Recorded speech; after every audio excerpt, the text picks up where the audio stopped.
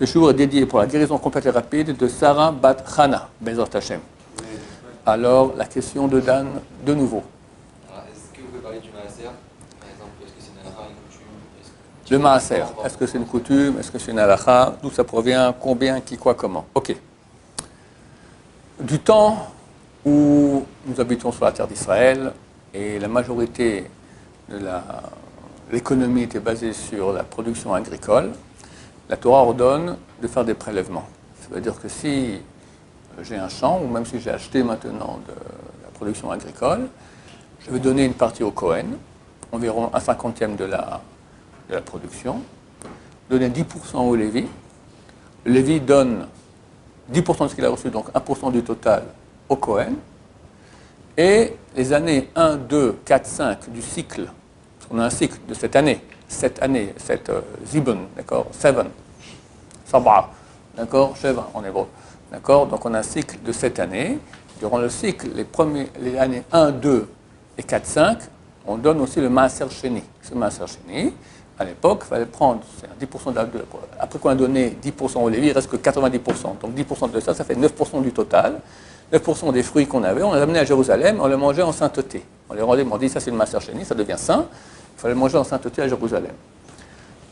Si quelqu'un il avait 10 tonnes de poires, d'accord, il devait amener 900 kilos de poires, c'est beaucoup à dos d'âne.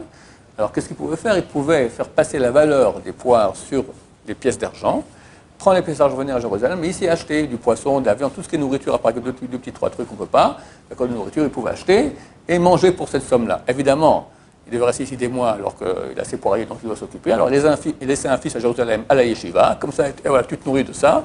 C'est beaucoup d'argent, il laissait tous ses fils à la yeshiva, et comme comme ça, les enfants, au lieu d'aller travailler dans les poiriers, étudier à la yeshiva. Ça, c'est le Maaser Sheni. Les années 3 et 6 du cycle, on donnait 10%, donc 9% de la totale. Enfin, les 10% qui restaient après qu'on ait donné le Maaser au Lévi, on appelle ça Troumat Maaser au Lévi, alors on donnait le Maaser Ani, on donnait aux pauvres 10%. Il y a un Tosfot, traité Ta'anit, page 9, qui dit qu'aujourd'hui, qu'il n'y a plus beaucoup la production agricole, parce que c'est le camp terre d'Israël, et que le peuple d'Israël est parti en exil, alors on donne 10% de ses revenus aux pauvres ou aux œuvres de Torah. Et c'est obligatoire pour les Ashkenazim. Nous, les Sfaradim, on n'est pas concernés par cela. Tosfot, c'est Ashkenaz, c'est français même, pour être plus précis. D'accord?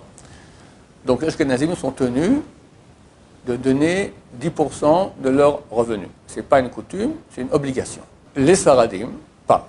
Mais, dans les lois de Tzedaka, du Shulchan Aruch, Shulchan Aruch, ça nous concerne, nous, c'est donc Rabbi Yosef Karo, c'est pour les Sfaradim, c'est écrit qu'il faut donner aux pauvres de l'argent. S'il ne donne pas aux pauvres de l'argent, on les comparer à comme s'il fait de la Vodazara, comme s'il fait de l'idolâtrie, donc c'est super important. Le monde tient là-dessus, d'accord, pour la Tzedaka.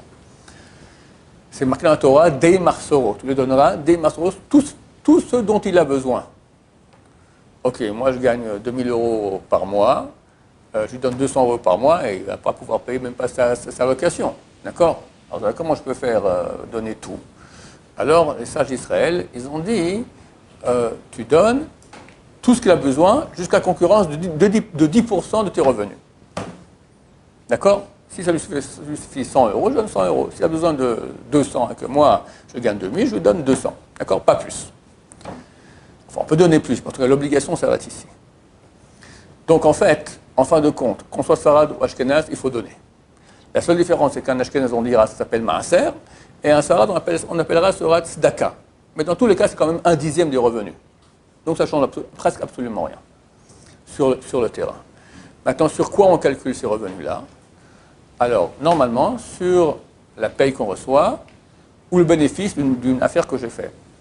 J'ai acheté une maison, j'ai revendu, j'ai acheté 200 000 euros, j'ai revendu 300 000 euros, donc je donne 10 000 euros, c'est 1/10 du bénéfice, qui était 200 000 euros. Maintenant, dans les cas où la personne n'a pas les moyens de donner ça, c'est difficile, la peine à joindre les deux bouts, etc., alors des rabbins autorisent de donner les 10% après qu'on ait payé les charges, électricité, location, habits, nourriture, tout ça. S'il reste, des fois il ne reste rien du tout, s'il reste, tu donnes 10% de ce qui reste. Dans les cas où c'est difficile, on peut agir comme ça. Normalement, on donne sur tout ce qu'on reçoit, si on reçoit de l'argent. Quelqu'un, il a reçu, par exemple, pour le mariage, il a reçu maintenant une vaisselle. D'accord? Alors, est-ce qu'il doit donner maintenant 10% de la vaisselle? Non. Est-ce qu'il doit donner la valeur des 10% de la vaisselle? Il y en a qui disent que oui, il y en a qui disent que non. La coutume, c'est non. D'accord? S'il veut, c'est bien, mais ce n'est pas obligatoire. Par contre, un beau jour, il va revendre la vaisselle. Alors là, il doit donner 10% de ce qu'il a gagné lors de la vente de la vaisselle. OK? Donc, quelqu'un maintenant, il reçoit une bourse, qu'est-ce que j'en sais, de l'État, une assurance, qu'est-ce que j'en sais. Normalement, tout ce qui est financier, il faut donner 10%. Tout ce que tu reçois, tu donnes 10%. Quand tu as reçu, des fois, ça te revient. Par exemple, je ne sais pas moi, il y a une erreur, le fisc a fait une erreur, ça arrive. D'accord, tu s'est trompé, on vous redonne de l'argent. Ça, c'est l'argent qui t'appartient. C'est une erreur. Donc, tu n'as pas à donner 10% là-dessus, par exemple. D'accord? Maintenant, à qui on donne? Alors, le Shulchan Aruch dit que la meilleure tzedaka à donner, c'est donner à des gens qui sont emprisonnés, les sortir de prison. Quelqu'un m'a écrit il y a quelque temps, il voulait faire le top avec son argent, donc donner à des gens emprisonnés.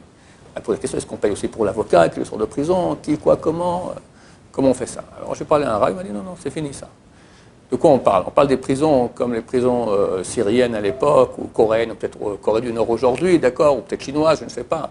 Tu rentres là-bas, on ne sait pas quand tu sors, et puis on ne sait pas si tu sortiras un jour, et puis tu souffres énormément. Là, le type, il est torturé, il souffre, et on le sort. Ça, c'est la plus grande mitzvah qu'il y a. Il dit aujourd'hui, la majorité des prisons, en tout cas en Occident, c'est des hôtels. Le type, il est bien.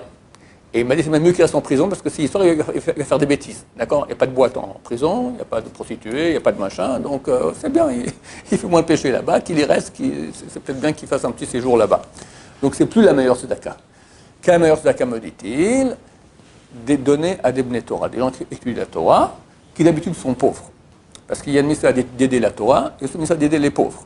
D'habitude, l'Avrechim, les gens qui sont mariés, ou même des Bahouré Yeshiva, etc., d'accord, ils sont et pauvres et étudiants Torah. Donc tu fais d'une pierre deux coups, et comme ça tu gagnes. Ça, c'est la meilleure tzedaka à faire. Qui donne le plus de mérite, parce que tu es associé à la Torah, et c'est un très grand mérite, et tu aides des pauvres. C'est le meilleur. D'accord? Ça, c'est à qui donner en priorité. Maintenant, c'est clair qu'il y a une priorité à la famille. Si tu as un pauvre dans la famille, un pauvre que tu ne connais pas, tu donnes, il y a une priorité. D'abord les gens de sa famille, après les gens de sa ville, de son pays, d'accord, et après les autres pays. Une exception, Israël. Entre Israël, quelqu'un habite la France, et il peut donner à des pauvres en France ou en Israël. Les avis qui disent que c'est à égalité, ils disent non, Israël c'est quand même plus que, c'est plus important de donner aux pauvres d'Israël qu'aux pauvres de France. Les parents, c'est clair que les parents ont priorité avant tout le monde. Si les parents ont les besoins, il faut les aider en premier. Simplement, c'est un peu différent. Pourquoi? Parce que c'est honteux de donner à ses parents l'argent du maaser. Genre, t'es un pauvre. Alors, si quelqu'un a les moyens, il n'a pas le droit de donner à ses parents l'argent du maaser. Il est obligé de donner le maaser aux pauvres, pas à ses parents, et donnera à ses parents ce dont ils ont besoin de son propre argent à lui, les 90% qui lui restent. Si par contre, il n'a pas les moyens, ces 80% qui restent, il a besoin pour vivre. Et tout ce qu'il peut donner, c'est les 10% du maaser. Dans ce cas-là, il donne en priorité à ses parents. Pardon? C'est mieux de ne pas leur dire, absolument. Absolument, que ça provient du maaser. Dans la tzedaka, il y a des niveaux aussi. Le Shulchan Aruch donne 8 niveaux, d'accord? Le top, c'est pas donner, c'est l'aider à se sortir. Le pauvre, il n'a pas de travail, tout ça. Tu ouvres une affaire avec lui, tu le mets associé, tu lui trouves un travail, d'accord? De façon à ce qu'il pourra devenir autonome. Pas qu'il aura besoin tous les mois qu'on lui donne une paye, d'accord? Tu le sors de la mouise, d'accord? Ça, c'est le top. Après, c'est donner, mais tu ne sais pas qui tu donnes, et le type qui reçoit ne sait pas de qui il reçoit. Après, le niveau, c'est que tu sais à qui tu donnes, mais lui, il ne sait pas de qui il reçoit. Après, lui, il sait de qui il reçoit, mais toi, tu ne sais pas à qui tu as donné. Après, les deux, ils savent, etc. Et après, il y a des niveaux, etc., etc. Évidemment, c'est une très, très grande mitzvah. Plus on l'a fait comme il se doit, mieux c'est. Qu'est-ce qu'on peut dire encore? Maintenant, il y a une très grande mitzvah de donner le chomesh. Chomesh, c'est 20%. Sur ça, il y a une promesse que ça enrichit.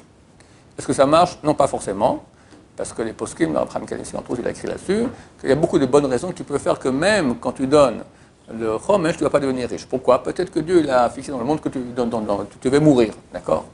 Et vu que tu donnes maintenant la tzedaka, alors il t'a laissé vivant. Il t'a donné la vie, ça suffit. Tu vas encore être riche. Deuxième cas, par exemple, que c'est écrit qu'un pauvre est considéré comme un mort. Là aussi, peut-être que tu devais mourir, et Hachem, il a puisque tu as des bonnes actions, tu as pris, qu'est-ce que j'en sais, d'accord, pour raison X, Y, Z, Dieu, il a changé le décret, le din, la rigueur céleste, dit, il doit mourir. Alors Dieu dit, oui, mais moi j'ai des choses qui égalent à la mort. La pauvreté, on met la pauvreté à la place de la mort. Qu'est-ce que tu préfères alors? D'accord? Être riche et mourir, ou bien être pauvre et survivre? Ah, quoi, c'est la promesse alors? Hein? La promesse est dans les cas, voilà, c'est une promesse qui est quand même sous condition. Tu sais qu'ils font des grandes pubs. Et après, tu vois, en tout petit là-bas, d'après le takanon, comment on dit en français, le règlement. Ouais, il y a aussi un petit règlement, des petites lettres aussi avec un règlement. Ouais, donc ça marche, mais pas toujours. Il peut y avoir des choses qui font que ça ne marche pas. Mais en tout cas, c'est une très grande mitzvah. Les gens qui font cela, ils m'ont dit que c'est très dur, mais on voit des choses extraordinaires. On voit comment ça revient, c'est phénoménal. D'accord? Donc celui qui peut donner 20%, maintenant c'est marqué que lui qui donne, il ne donne pas plus de 20%. Là aussi, beaucoup de postes qui m'écrivent, ça dépend dans quel cas. Il y a des cas où on peut donner beaucoup plus. Par exemple, quelqu'un qui va mourir, et ses enfants, ils sont tous partis avec Suzanne, Fatima ou autre, d'accord? Il les déshérite et il donne tout l'argent en tzedaka. Très bien, tu peux donner tout. Tu peux donner tout. Il n'y a pas ici de limite 20% ou 50%. Quelqu'un maintenant, il veut donner pour réparer ses péchés. Il fait des péchés graves. La tzedaka, ça répare beaucoup. Il peut donner plus que 20%. Pour la Torah, on peut donner jusqu'à 50%. Parce que tu gagnes énormément. Quand tu donnes pour la Torah, alors tu gagnes. C'est une affaire. Tu es associé à l'étude de Torah, tu reçois un mérite énorme. Donc, il y a certains cas comme ça où c'est marqué qu'on peut donner même plus que 20%. Quelqu'un qui a beaucoup, beaucoup d'argent. D'accord? C'est marqué dans la Gemara qu'il y avait un grand riche qui s'appelait Nakdimon Ben Gurion. Quand il marchait il allait dans le marché, alors ses serviteurs venaient, mettaient des tapis devant lui, et les pauvres, derrière lui, venaient prendre les tapis en cadeau. D'accord? Tellement il était riche. Le Talmud a dit qu'après, sa fille, un jour, Rebbe va, il voit une femme en train de choisir, de choisir des morceaux de blé dans des crottes. Des morceaux de crottes, il y a encore quelques morceaux de blé. Il lui dit, qui es-tu? Je suis la fille de Nakdimon Ben Gurion. Mais comment? Il était super milliardaire, ton père, et comment? Il a fait faillite pour finir le monsieur. Pourquoi? Il donnait tellement de tzedaka. Oui, mais moins que ce qu'il aurait pu donner. Que ce qu'il aurait dû donner. Alors, Steinman, il y a une fois une crise économique, et beaucoup de milliardaires en Amérique ils sont tombés. Ils sont allés voir le Rav Steinman, tous en groupe. Il dit, on ne comprend pas, on a donné des dizaines de millions à la Torah. Et comme ça, on tombe. Il a dit, est-ce qu'il y a un parmi vous qui a donné 10% de ce qu'il gagnait? Et on regarde comme ça. Personne. Il donnait des millions, mais pas 10%. Comment ça va, je donne 10 millions, ça suffit. Non, mon cher ami, tu as gagné beaucoup plus. Donne tout, au moins 10%. Et il donnait beaucoup plus. Alors, pourquoi tu gardes tout cet argent-là? Pour toi, tes enfants, arrière, petits-enfants. Non, mais c'est bien que j'ai des milliards, d'accord? Donne! Baruch Adonai, Amen.